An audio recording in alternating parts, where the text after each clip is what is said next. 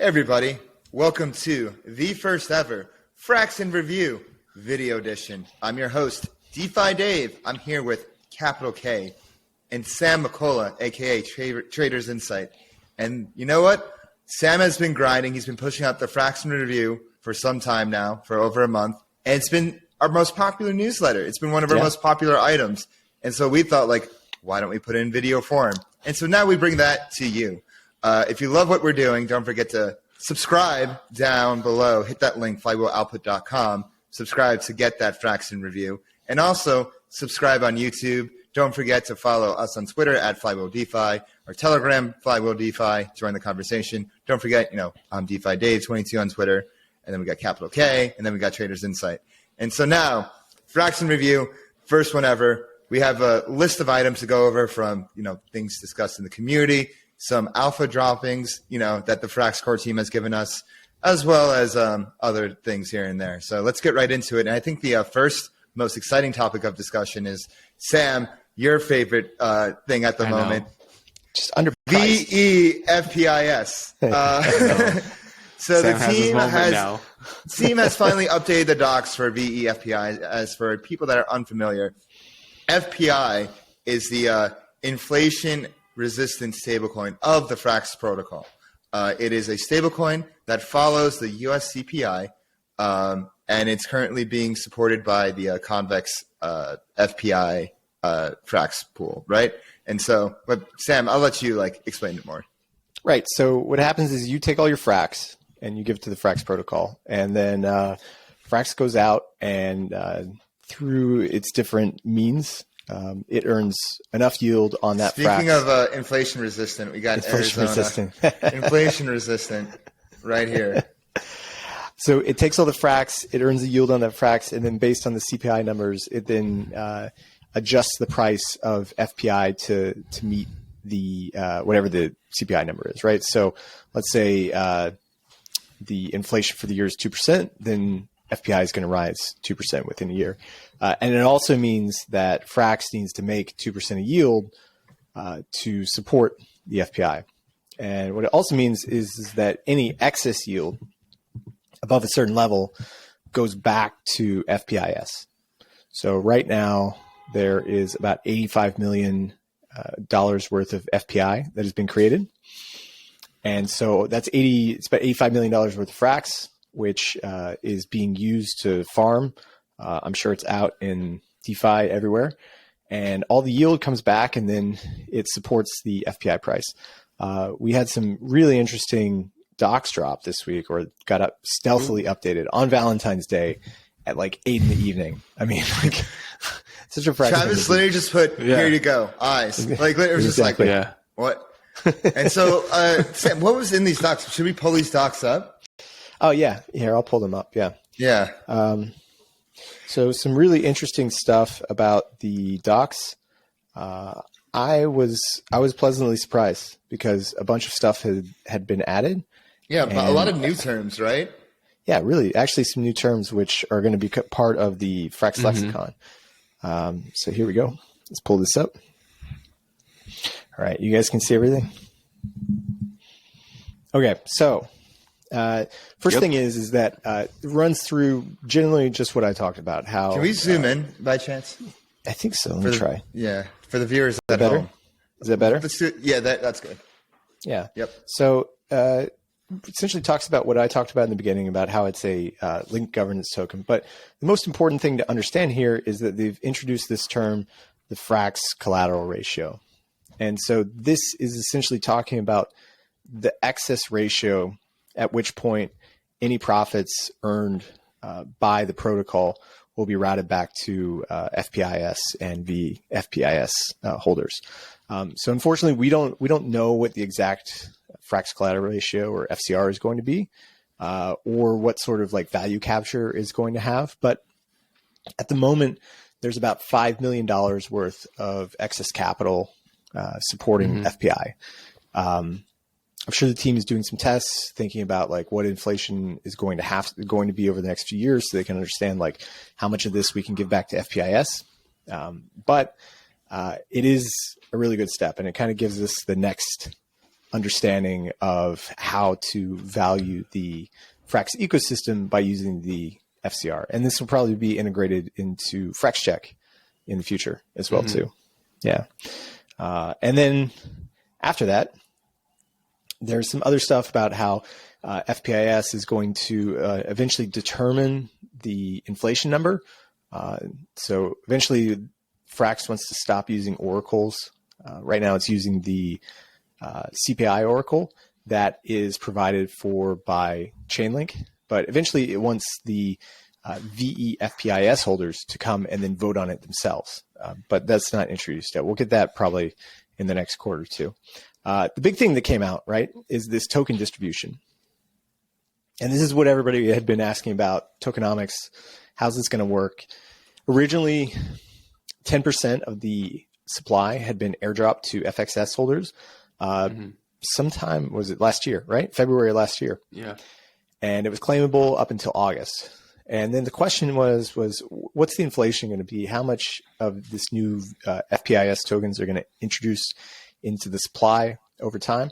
And here we found out. So as of right now, 30% of the FPIS is going to be given to the Treasury. And so this will be controlled by VEFX holders, and they can do whatever they want with it through governance votes. Next, the FPI protocol Treasury will have 25%, or about 25 million tokens, and FPIS holders or VEFPIS holders will control how those will be distributed. The thing that's most relevant to what's happening on next week, on Monday, actually, February 20th, is that VEFPIS will go live. It will be integrated into the FRAX website, and emissions are going to start. And the way it's going to work is that 10% has been allocated to VEFPIS emissions in a halvening schedule. So in the first year, you have 5 million FPIS, which will be distributed, then 2.25 million, then 1.125 million, and et cetera, all the way down until it gets to one token a year, right? And that's really cool because now we have a direct way to understand what sort of value capture VEFPIS is going to have, what the yield is going to be in addition to the FCR, so people can start to build models and value FPIS correctly. And so I had been so kind of bullish on FPIS because where it had been, I had just thought that nobody's talking about this. Nobody's looking at the wallets, seeing that there's $5 million of excess capital there that could be returned. So if they shut down FPI today, if they just said, okay, we're axing this, we're not going to run anymore, there'd be $5 million that would go back to FPIS holders and FXS holders as well too. So just on that alone, where the price of FPIS was sitting at just didn't make sense to me. And I think people also felt that way based on what happened this week. Yeah, because they just had this excess treasury. And you're like, guys, look, like excess yield. Like, how could you be valuing it at this price? Mm-hmm. Yeah. It's so crazy that that I just don't think people part of the problem with FRAX is they do everything very quietly. And you have to go find the wallets. That's why we're here. Exactly. So if you're a smart person, you could have found the FPI wallet and had been tracking this, or had gone to FrxFacts and looked at it. I mean, we talked about it on FrxCheck just 2 weeks ago. Last week. Yeah, 2 weeks ago. Yeah. And I think maybe it was our video plus the incessant posting in the Frax Finance trading group, which kind of brought people back in, and the 5 people who had been trading it turned into 10 people. my only one gripe with FPI is that treasury, that excess 5 mil, is actually it's kind of like a punching bag, right? In case the yield doesn't make up for it. Just fortunate right now that the yield has been crushing it. That's where the excess of 5 mil comes from.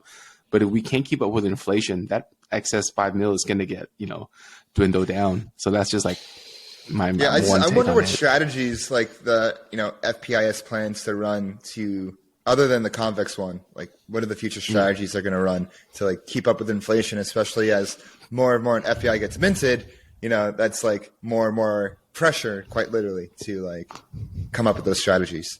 Yeah, I think if you look at the long-term inflation of the United States from like 100 years ago until today. On average, it's 2%.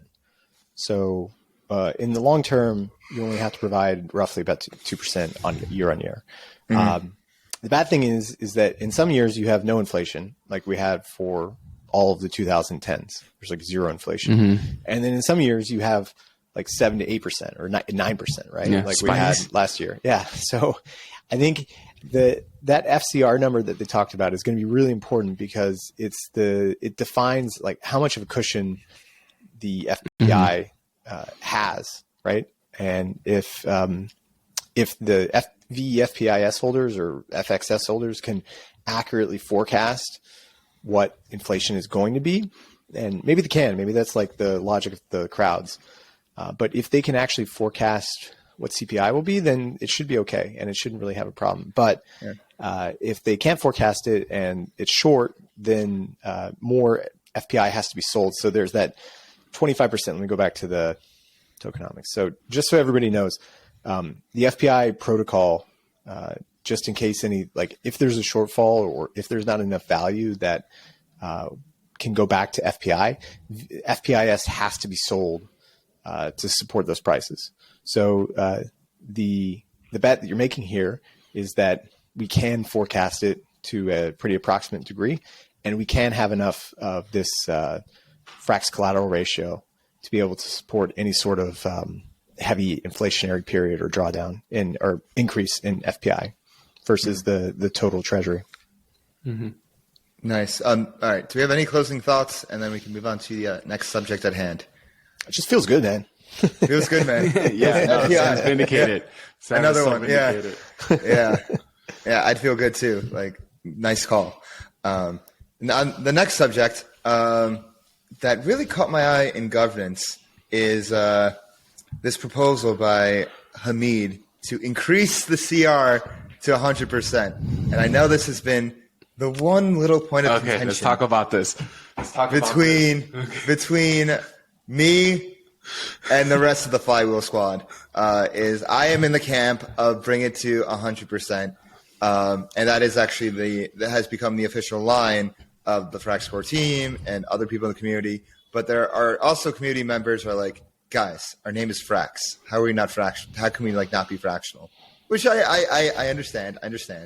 But yeah, this is the proposal. Can you scroll down to the part where it says the actual proposal part, like what it proposed, like proposing the following changes? All right. Okay. Yeah. Sure. Yeah. So, Right Kiet, yeah. I want to get your thoughts on this. So, this proposal approves the following changes: increase the target collateral ratio to 100%. This is a long-term target of the protocol and will require time to reach. No FXS will be minted to achieve this target. As part of this change, the protocol is retiring the algorithmic backing of FRAX and the decollateralized function. 2, retain protocol revenue to fund the increased CR, including pausing FXS buybacks. VEFXS yield remains the same. And the third thing, authorize up to $3 million a month in FrxETH purchases to increase the CR. So I'd love to get both of your thoughts on this. Kiet, you can go first.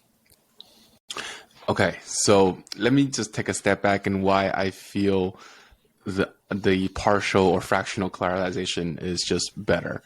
Well, first, it got as low as 82%. That means there was an excess of 18% of capital for the AMOs to use to generate more yield for the VEFXS holders, right? And also just to build more treasury to begin with. So that's what I like. And we're in a phase where we are not ready to crank it up to 100%. I like that he said it's a long time to reach, because yes, it will be a long time to reach.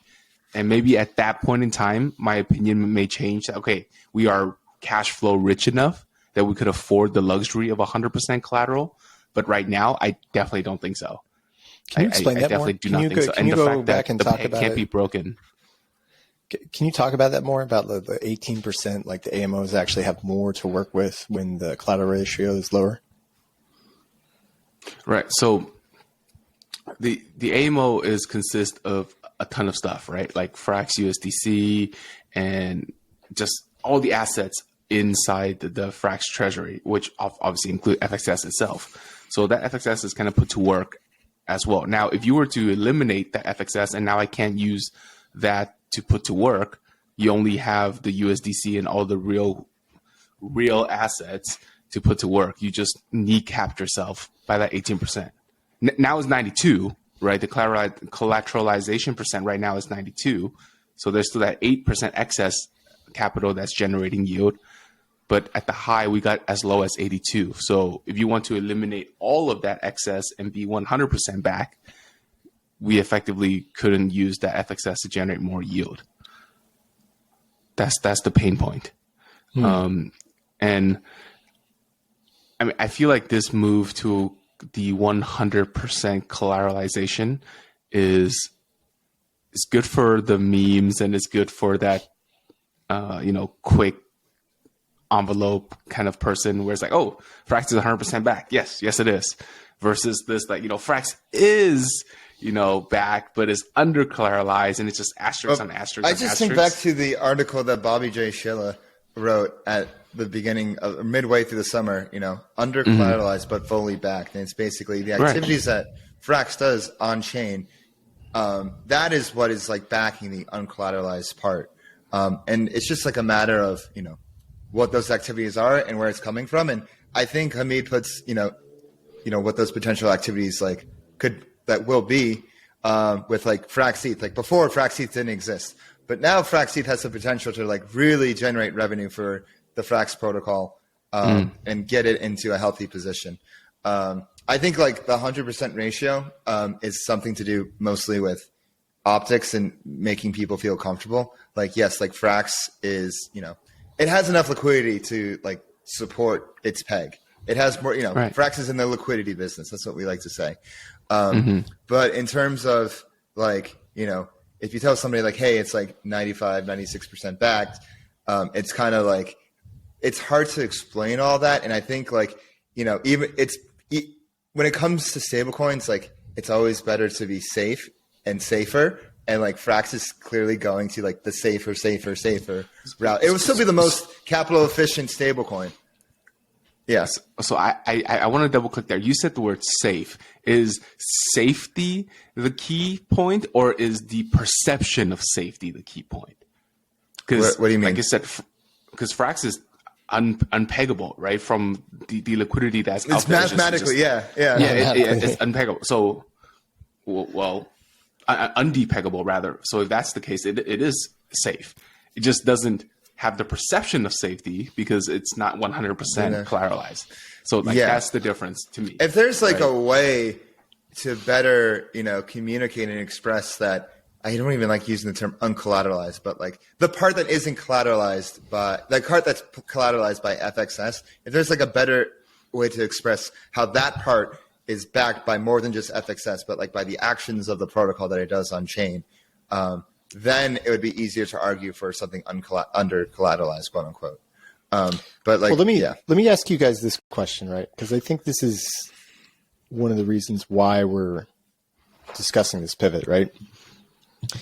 In 5 years' time, will FRAX make the majority of its fees and income from FrxETH or from AMOs? I would say probably FrxETH, just because it's the largest TVL. I would. Yeah, I have no idea. 5 years is way too long.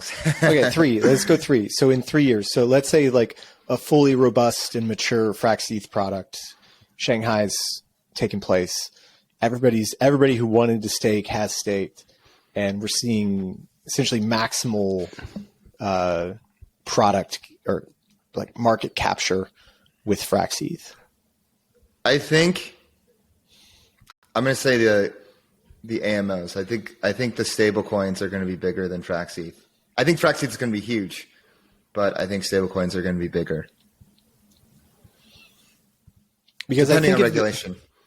Yeah, potentially. Well, I mean, we haven't talked about regulation. We'll get there, but I think if you think the stablecoin part or the AMO part of FRAX is going to be more profitable than staking, then sure. I mean, maybe we could let the collateralization ratio just float, right? But If you think that we're going to start to derive the majority of our income from FrxETH in like 2 to 3 years, then we should definitely clean up the collateralization ratio, because that risk of whatever, right? Not depegging, right? Is the perception of that will be negative in light of all the other money that we're making from FrxETH. Do you agree with that? Okay, I get that argument. What do you think, Kiet? I think all of us are just in different timelines. I think on a long enough timeline, we're going to grow to being 100% back, because we'll just be like FPIS, where we have excess, because the yield generated will just be so much that it is fully back and collateralized. We should just get Hamid on here. Yeah. I'm going to text him. Yeah, text him, see if he wants to come on. We can always splice edit it. But I think the important part to understand about this, at least in thinking about it, is that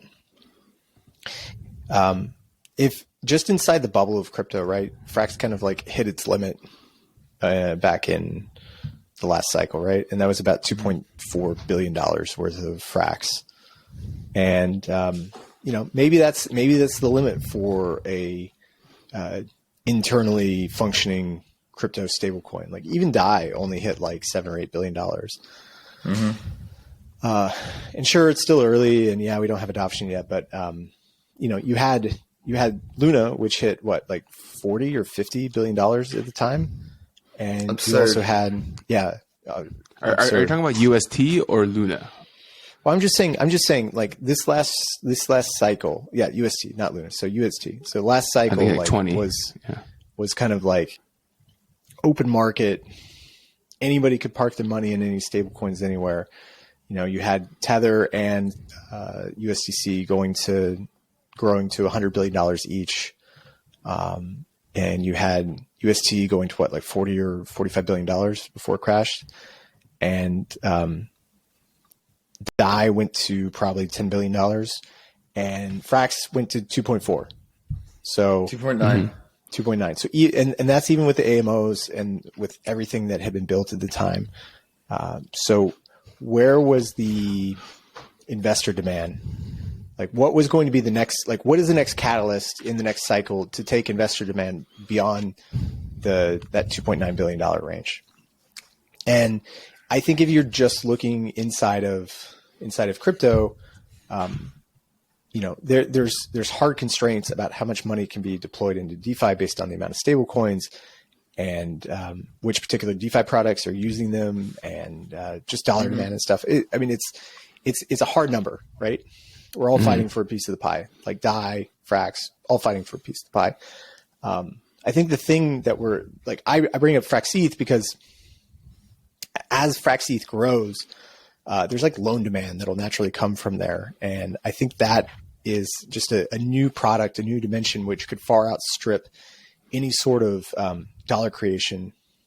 And it's a better dollar creation as well, too, because it's trustless and everything is owned by the DAO as well, too. Like those are assets that like we don't have to rely on Circle for. So FrxETH is like homegrown yield. Yeah. So like at the end of the day, 3. Yeah. So like let me just finish. So at the end of the day, by moving to 100% CR, I think it's signaling long-term that Frax is trying to decouple from the risks of whatever TradFi connection there is, right? And moving towards this kind of like nebulous idea of what a decentralized stablecoin could be. And I think we're still in the early stages. It's hard to tell right now because we're early. Still finding product market fit for everything, and we're still in growth mode. But I think there's going to be some catalyzing over the next year or two into saying like this is specifically what Frax is made for. This is specifically who's using it, and we're going to see just a crystallization of our identity through that point, because it's been shifting, right? Mm-hmm. Mm-hmm. Kiet, what was your point and then point 3, and then let's move on to the next subject. Yeah, and then so I really like what Sam said about I also see FrxETH being the future to generate everything around Frax. So I like Hamid's third point of authorizing, 3 mil per month in FrxETH purchases to increase the CR. Now, what assets are we using to make those purchases? Like, is it just FXS trading for FrxETH? If that were the case, I'm potentially open to, that seems pretty interesting to increase it that way, because having FrxETH as the asset would really allow the DAO to, or the Frax AMO to use FrxETH as an AMO, right? Be able to move it around as FrxETH it, or go into FraxLend, or doing things with it that is much more usable than FXS. Because to be frank, if you go to DeFi Llama and try to use FXS as collateral, you can't really find that anywhere. But if FrxETH were to grow into where we want it to go, then maybe it makes sense to swap that out, to swap the FXS for FRxETH. Yeah, and especially with the team's ambitions to have FrxETH replacing WETH, it makes this is a logical next step to have as much FrxETH as possible, and to promote the use of FrxETH, not just in the Frax ecosystem, but throughout all of DeFi, which you're seeing, throughout all different chains, whether it's BNB or whether it's Polygon or Arbitrum and whatnot. I was just thinking. I was just thinking about. You remember the Pulse chain? What did they call it? Like a burn or a donation or? Oh, the Hex thing. The Hex thing, right? Like people donated like billions of dollars to Hex, just like gave it to swap it for their shit network that they just copied ETH on, right? Imagine if people had just given all that to Frax and said like, here you go, Frax. Take my assets forever, and you're essentially now like managing those assets. You're going to go build all these AMOs for them, and you're going to deploy, $3 billion, $4 billion of all these different assets all across DeFi, and then I'm going to have Frax shares, and you're going to pay me a yield on that. It's like an endowment. Exactly. And I think that's where Frax's strength is, right? We're building great products, and these integrations, like Frax is DeFi, right? We talked about this before the call. And I think that is what gets lost. Like the team has this great idea of sticking to ETH. And so like building up the treasury, because we have like $80 million. Wait, am I doing the math here? We have like 8% of $1 billion. It's like is it 80 or 800? No, it's 80. Sorry. We have $80 million worth of FrxETH to buy, which would take, I don't know, if we're buying $3 million a month, it's like what, 30 months, like two to 3 years. That's some solid DCA. Yeah. So I don't know. I think that I think it's a good proposal. At the end of the day, the collateral ratio is just a meme, right? I mean, it does affect the value, but more importantly, it's just a meme. It's just a number. It's optics. It's all optics. Optics. Yeah. FrxETH, I agree. Big part of the future, especially since it's like on chain. And like the thing I love about FrxETH the most is how it's, Frax homegrown yield. It's not relying on any other protocol per se, but I do think like, I'm looking forward to how Curve and Convex grows in the future and how that collaboration, evolves, especially with CRV USD coming out. I think, that could be, very fruitful for both protocols as well. But, we'll get to that another day, and maybe we can have Curve Cap on to talk about that. But anyways, the next subject I want to get to on hand is the governance snapshots, because we had a few that passed and a few that are one, that is actually still in voting. The one that's still in voting is pretty simple. Deploy FrxETH to Aura, which is like a near chain, and it already reached quorum. 2 days left, but standard proposal to deploy FraxFerry. Deploy FraxFerry to Frax. Maybe in the future, though, deploy different Frax, Frax family of assets to Aura, whether it's like FXS or FrxETH. But one I really want to talk about, but before I talk about the sentient Frax, there's a, add Vista Frax BP to FX Gauge, standard gauge, easy pass. We want to get as many gauges as possible, the low hanging fruit. But FIP 185, this is pretty interesting. It's add sentient FRAX lending to the FXS Gauge controller. And this, like reading this proposal, kind of reminds me of Gearbox a little bit because it's an under-collateralized credit protocol on Arbitrum. Allows people to borrow 5x the capital. So you put in, 100 FRAX, you get out 500 FRAX, and you can use that, to farm on Curve and earn 5x the rewards. So it's pretty interesting. I've actually talked to their team before. It's cool to see like them go out of their way to write this proposal, and it passed. I think I love seeing adoption like this, especially seeing it on Arbitrum. Seeing eventually more and more liquidity and more opportunities show up on L2s like Arbitrum, like tools like Sentiment will be used and will be used more. And since FRAX is going to be on Sentient, it'll be utilized. What are your guys' thoughts on this proposal? I mean, shout out to the guy who voted against it with 0.1 FRAX, right? Like, who is this guy? Like, all the way down here. Like, shout out to Mau Mau. Shout out to Mau for using your 0.1 VFXS to vote no. We see you, man. Mau. But this looks cool. I actually saw some people talking and sharing some yield snapshots in Lobsters today, and the yields are juicy right now. It's like 20 or 30% for FRAX. So I think it's going to be hot. I need to go check it out. But if it does what Gearbox does on Arbitrum, then it's a win, and definitely something that I want to go experience for myself. Yeah. First an FXS Gauge, who knows? Maybe there'll be a FXS AMO in the future. We'll cross that bridge when we get to it. I'm all about getting FRAX and FXS more on chain everywhere on Arbitrum, because I had some free funds on RB, and I was like, I want to buy some FXS, and the liquidity is just not great on FXS at all. not great. So I'm just like, that's so annoying. But yeah, I'm for this. More chains, more L2s, please, everywhere, all at once. Yeah. Well, slowly but surely we'll get there. L1's still obviously the main liquidity arena, but I wonder what will be those things and those catalysts that will get more liquidity to the L2s. Like, before it was like Uniswap was the spot. Maybe, it'll be like options on L2s or something like that. ZK. I don't know. ZK. Yeah. Look, I don't know. Honestly, ZK is the thing that FRAX can do and make a ton of money on, right? You wrote Dave wrote the Tornado Cash thing, right?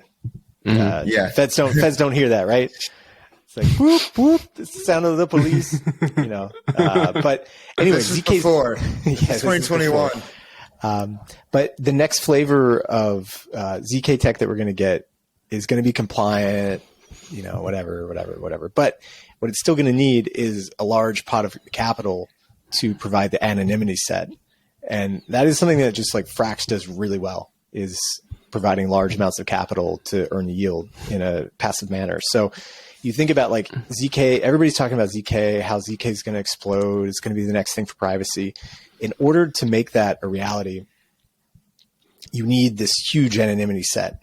And the thing that FRAX was going to do back in his time was just provide FRAX into the Tornado Cash contract, just so it could raise the privacy level of that contract itself. Unfortunately, we never got there. Unfortunately. Yeah, fortunately. Well, I don't know. I'm agnostic about these things. You build blockchains so North Koreans can use them. The feds are going to kick in my door for saying that, but like Shahram said on the Eigenlayer thing, it's about can't discriminate, not don't discriminate. Amen to that. Amen. So when you think about like ZK needs this huge pot of capital, FRAX can just deposit it in there and it becomes like a self-paying bond forever, right? For providing that anonymity set. So, I mean, that's one of the other huge things of growth, which hasn't come yet, but is coming for FRAX. Soon, TM. Soon TM. Yeah. Cool. Yeah. Cool. Do you guys have any other closing thoughts on this first edition of FRAX in Review? Yeah, actually, I got another governance thing to talk about, and we've talked about this one a bunch. And I'm going to pull it back up.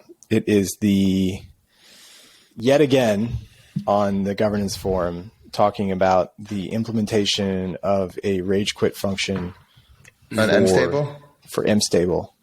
Aren't they closing shop? Yes, right. So we already have a vote. We had a vote, voted no. I mean, now if they're closing shop, I mean, yeah. Is it though? Rip. Is it like even if they close shop, well, like should we unlock? What are the arguments for? I mean, the arguments for are they literally don't exist anymore. So, in the arguments against, it's like, oh, more locked liquidity. I would like to know whether people will be able to take their MUSD and swap it out in like a year or two. Like even when the team is like left, those contracts will still be live. So could you just take your MUSD at that point and go and swap it back into whatever kind of asset you want to? That's the deal breaker for me, because if it doesn't matter how long, even if there's like $5 in the pool and $5 left, if they can get that out, then it's a no. How much liquidity is in the FRAX MUSD pool right now? Let's go find out. Yeah. Man, this is a tough one. I agree with Sam that if the LPs in the FRAX MUSD could be made whole at the end of whatever their lock is, then, I vote to keep it because they kind of signed up for it. Yeah, I echo your guys' sentiment here. There is $7.7 million worth of. That's a solid amount of liquidity. It is. Yeah, but how does mstable work? Is the MUSD backed by a basket of assets and they can be redeemable? Like even though the team has quit, the asset's still there? I actually don't know. I never looked into mstable. It looked same.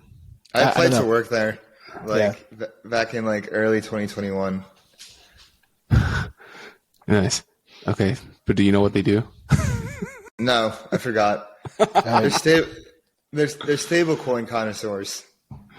Oh, okay. Yeah. I mean, I think they were trying to be like a year. The LPs, but it didn't work out. Yep. What were you gonna say? If the LPs could be made full, if the LPs could be made whole at the end, then I'm for keeping it. But if not, then let's just it's unreasonable, right? To tell someone to hold it for 2 years, as your asset's gonna go down. It just feels unreasonable. But it's a stable coin, so it doesn't go down. Well, no. I mean, if that stable coin's not backed by anything, or if it's not backed, if they can't redeem it, if they can redeem it for, I don't know how mstable works. So that's my point. Is if they can take whatever they put in back. Something to ask in the forum.